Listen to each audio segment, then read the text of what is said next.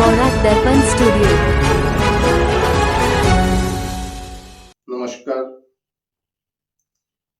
News Barak দর্পণ studio থেকে আমি সঞ্জন কুমার প্রবেশিত। সুধী দর্শকবৃন্দ, আজকের সংবাদ শিরোনামে দেশ বিদেশে নিত্য নতুন বিষয়ের সংক্ষিপ্ত বিবরণ আপনাদের কাছে পৌঁছে দেওয়ার চেষ্টা করছি। মরিয়ানিয়াতে বিধ্বংসী অগ্নিকাণ্ডে থানা 3 আলিতে 12টি বাণিজ্যিক প্রতিষ্ঠানে বশীভূত কয়েক লক্ষ টাকার সম্পত্তি।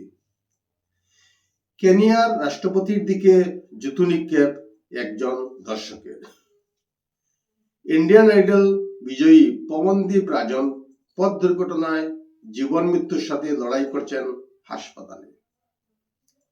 মানাহ জাতীয় উদ্যানে বন্যহস্তি হত্যায় জড়িত থাকার অভিযোগে 3 জন শিকারী গ্রেপ্তার।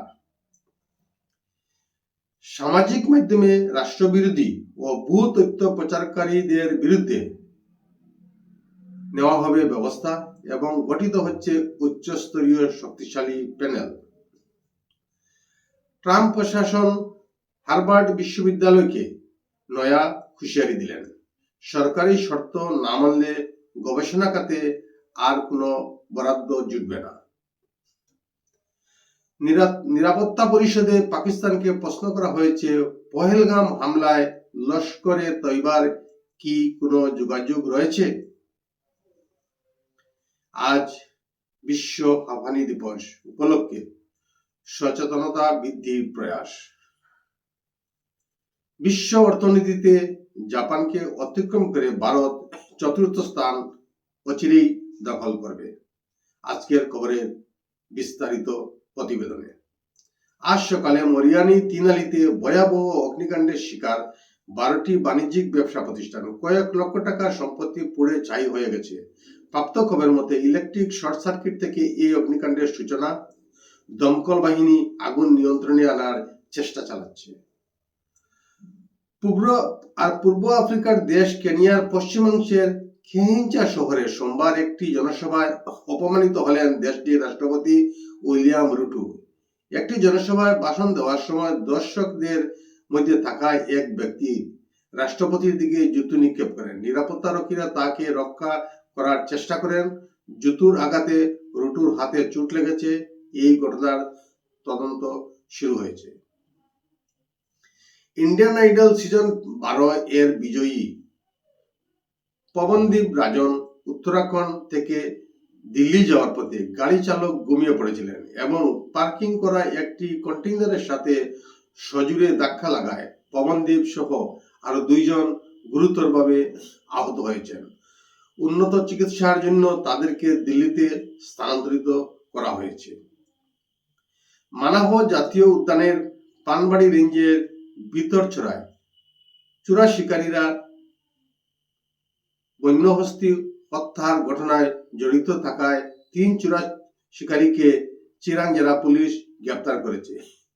গ্রেপ্তার হওয়া ব্যক্তি হলেন জাবিদ বরগোয়ারি, মহেশ ইসলারি এবং জরন বসুমাতারি।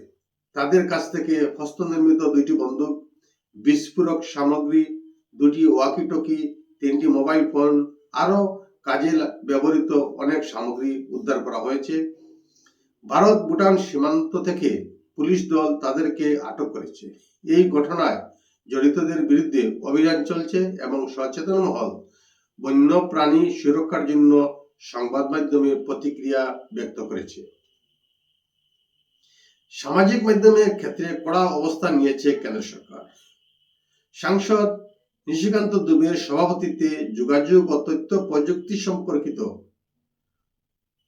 বৈঠকের সিদ্ধান্ত এখন থেকে সামাজিক মাধ্যমে প্রতিটি পোস্ট প্রশাসনের নজরদারির মধ্যে থাকবে। সামাজিক মাধ্যমে বিভ্রান্তিকর ভুয়া পোস্ট আপলোড করার ব্যাপারে সক্রিয় ব্যক্তিরা সতর্ক থাকতে হবে।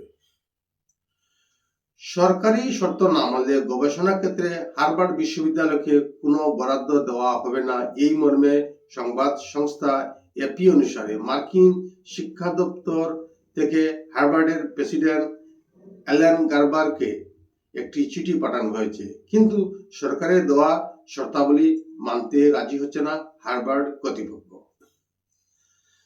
পাকিস্তানের অনুরোধে নিরাপত্তা পরিষদের 1.5 ঘন্টা ধরে চলা বৈঠকে নিরাপত্তা পরিষদের সদস্য রাষ্ট্রগুলির বেশ কিছু কড়া প্রশ্নের মুখে পড়তে হয়েছে পাকিস্তানকে।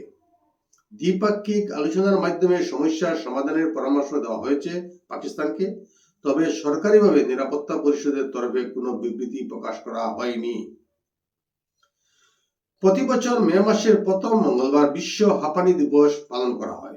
উদ্দেশ্য ও লক্ষ্য হাঁপানি সম্পর্কে সারা বিশ্বে সচেতনতা বৃদ্ধি এবং রোগীদের যত্ন নেওয়ার জন্য উদ্বুদ্ধ করা। গ্লোবাল ইনিশিয়েটিভ ফর অ্যাজমা এর উদ্যোগে প্রতি বছর এই দিবসটি সমগ্র বিশ্বে পালিত হয়। এই বছরেই ভারত জাপানকে পিছনে ফেলে বিশ্বের 4র্থ বৃহত্তম অর্থনীতির দেশ হিসাবে বিবেচিত হবে। 2025 সালে ভারতের নামমাত্র জিডিপি হবে $4,187.0017 বিলিয়ন, যা জাপানের সম্ভাব্য জিডিপির তুলনায় কিছুটা বেশি। 2028 সালের মধ্যে ভারতের জিডিপি $5,584.476 বিলিয়ন পৌঁছবে বলে ধারণা করা হচ্ছে, যা জার্মানির জিডিপির তুলনায় বেশি।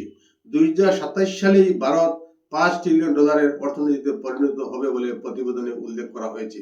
আজকের প্রতিবেদনে এখানেই সংক্ষিপ্ত বিরতি টানছি। শুভরাত্রি, নমস্কার। News Borak Darpan Studio।